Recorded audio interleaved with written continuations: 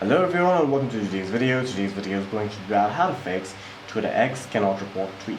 The first and foremost thing that you must do is switch between your Wi-Fi and mobile data to make sure that it is not a connection issue.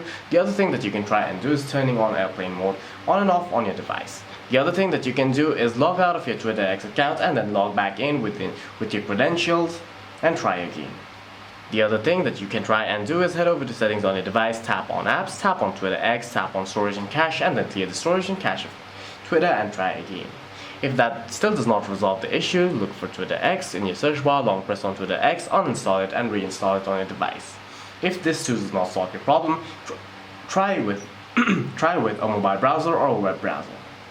If that too does not solve your problem, the tweet has been most likely reported by other users and is probably already deleted but not updated on the servers. For any further questions, please feel free to leave a comment down below.